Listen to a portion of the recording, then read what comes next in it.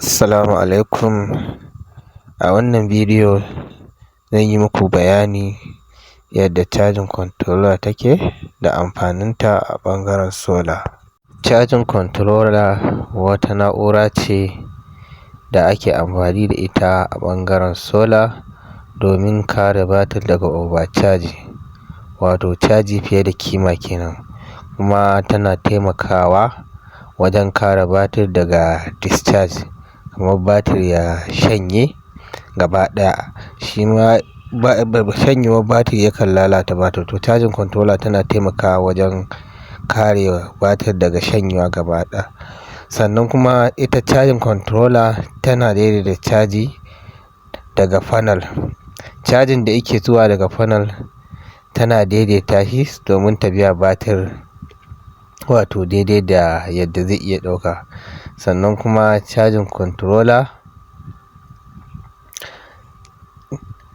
tana ƙara wato lafiyar batir. Kamar idan muka duba, in aka ce lafiyar batir, kamar irin tana kamar kare batir daga overcharge, caji fiye da kima, da kuma discharge da irin ƙarewa da batir yake, shi ma yakan lalata batir. Cajin controller tana taimakawa wajen yin wannan. Sannan kuma cajin controller tana nuna voltage na panel da na batir da kuma adadin caji da yake shiga cikin batir.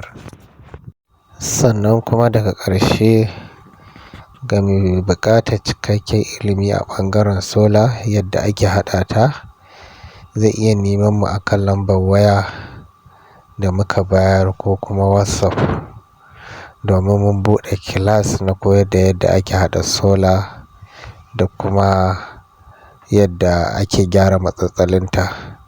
Kada ku manta ku yi mana subscribing da liking, domin idan mun ɗora wani bidiyon na ilmantarwa wanda za ku amfana. Madalla, na gode da kallon wannan bidiyo.